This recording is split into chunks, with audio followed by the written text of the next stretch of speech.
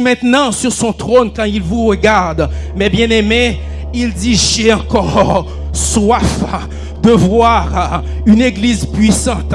J'ai encore soif aujourd'hui, 2000 ans plus tard, de voir mes enfants qui comprennent la nécessité de compter sur moi. J'ai encore soif de voir une église où on peut dire aux boiteux, vous n'êtes plus boiteux. Alléluia, à partir d'aujourd'hui, le Christ a soif de voir que le frère Dorsan, avec ce micro, il est ce qu'il est à l'église, mais à la maison, il est la même personne. Le Christ a soif ce soir de voir que nous avons une église qui utilise toutes les âmes qu'il a mis à la disposition à la croix.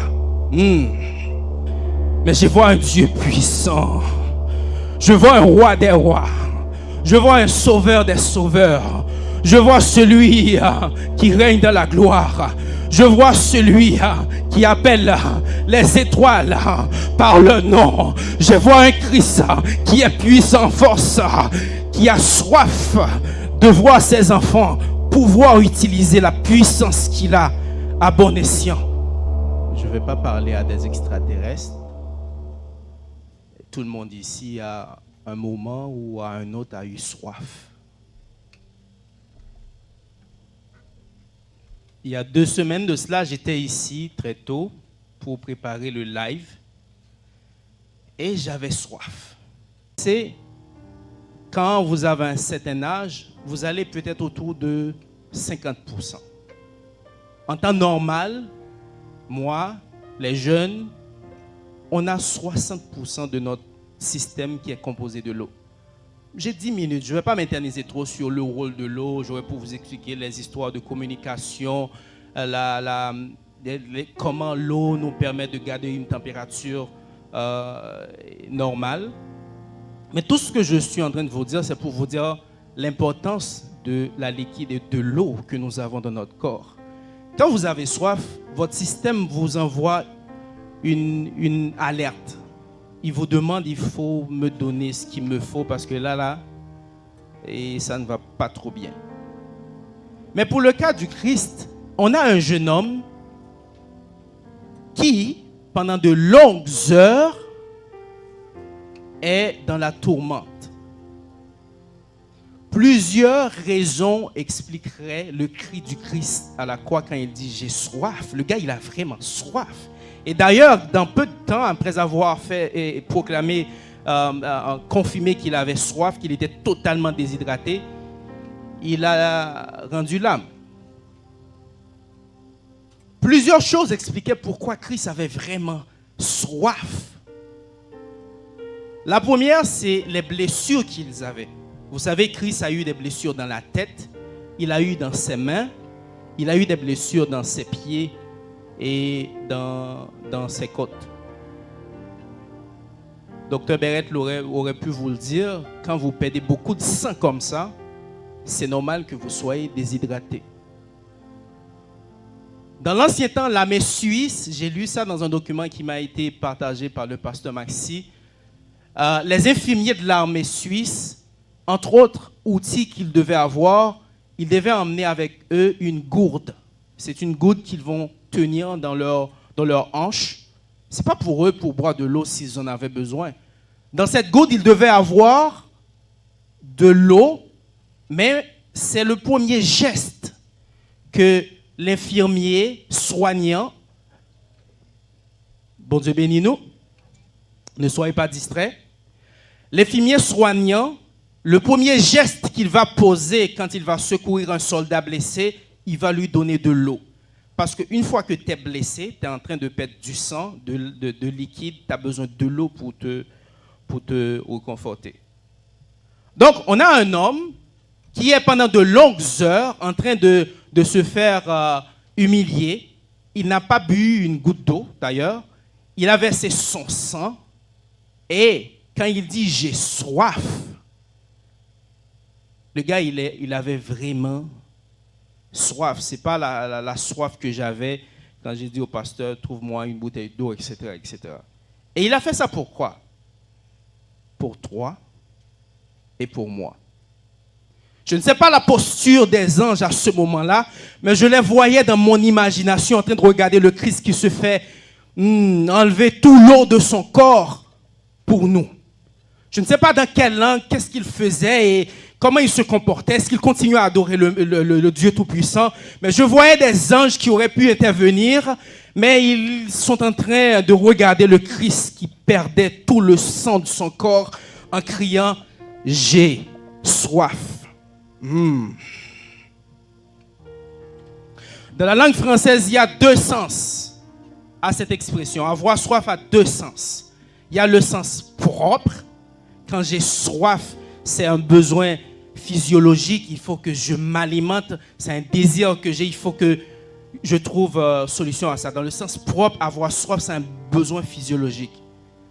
Il y a un deuxième sens. Le sens figuré veut dire en français avoir le désir ardent de quelque chose. Si je dis j'ai vraiment soif d'aller en Haïti, je ne vais pas boire de l'eau d'Haïti, c'est que j'ai le besoin, j'ai le désir d'aller d'Haïti. C'est le deuxième sens.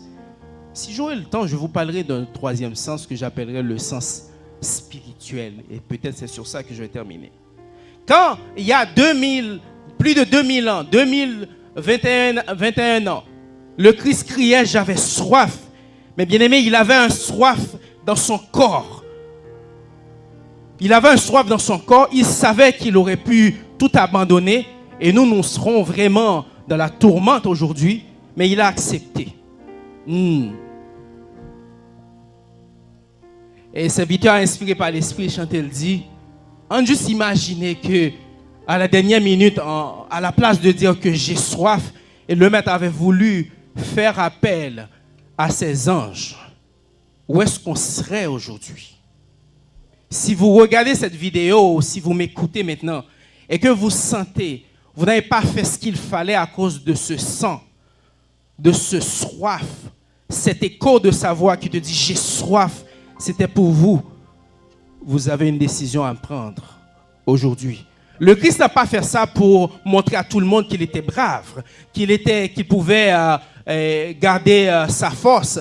Il n'a pas fait ça parce que c'était facile pour lui. Il n'a pas fait ça parce que il se promenait et puis il est un super-héros, tout, il va rien sentir. Non, il a fait ça pour que vous soyez, vous et moi aujourd'hui, libres. Si vous m'écoutez sur l'Internet et que vous sentez que vous n'êtes pas libre, que vous sentez que vous avez la charge, le poids, vous sentez que vous aussi vous avez soif, sachez, il y a un jeune homme, 33 ans seulement, il y a 2000 ans, plus de 2000 ans seulement, qui a décidé de prendre ta place pour que vous ayez la tranquillité aujourd'hui. Vous avez essayé la drogue déjà, n'est-ce pas? Vous avez essayé toutes sortes de choses et vous constatez le soir quand vous vous réveillez, le soif, la soif que vous aviez, il est là encore, en dépit du fait que vous avez tout essayé. Les psychiatres n'ont pas pu faire grand-chose. Alléluia, les travailleurs sociaux n'ont pas pu faire grand-chose. Je vous dis ce soir, la soif que vous avez, il y a un homme à la croix qui avait accepté de prendre cette soif à votre place. Le deuxième sens de ce j'ai soif, j'ai l'impression aujourd'hui encore, 2021 années plus tard, sur son trône et par moments, Christ est en train de dire à nouveau un autre j'ai soif. C'est pas la soif qu'il a pour son corps, il n'a plus de douleur, mais c'est le désir, le deuxième sens. Il a envie de voir quelque chose. Il a soif de voir quelque chose pour votre vie. Le Christ maintenant sur son trône, quand il vous regarde, mes bien-aimés, il dit, j'ai encore soif de voir une église puissante. J'ai encore soif aujourd'hui, 2000 ans plus tard, de voir mes enfants qui comprennent la nécessité de compter sur moi. J'ai encore soif de voir une église où on peut dire aux boiteux, vous n'êtes plus boiteux. Alléluia, à partir d'aujourd'hui, le Christ a soif de voir que le frère d'Orsan, avec ce micro, il est ce qu'il est à l'église, mais à la maison, il est la même personne. Le Christ a soif ce soir de voir que nous avons une église qui utilise toutes les âmes qu'il a mis à la disposition à la croix. Peut-être qu'il n'a pas soif dans son corps, il n'a plus de sang qui coule.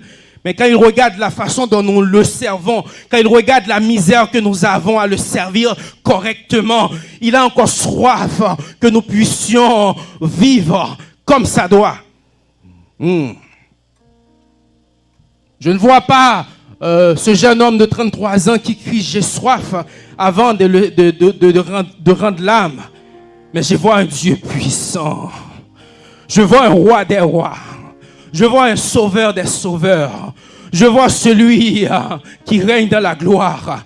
Je vois celui qui appelle les étoiles par leur nom. Je vois un Christ qui est puissant, force, qui a soif de voir ses enfants pouvoir utiliser la puissance qu'il a à bon escient. L'apôtre Paul a compris bien ça. Il a dit, saisissez les âmes. Il n'a pas dit, cherchez-vous les âmes. Il n'a pas dit, économisez pour aller vous chercher les âmes. Le troisième sens spirituel de cette soif, je dis qu'il y a 3 sens. Le premier, c'est le sens propre. J'ai soif quand j'ai pas bu de l'eau ou j'ai pas pris beaucoup de liquide. Le deuxième, c'est le désir ardent que j'ai expliqué que le Christ a son trône comme Dieu a encore de voir son Église dans cet état. Et le troisième, c'est une exhortation que je suis en train de me faire à moi et à vous.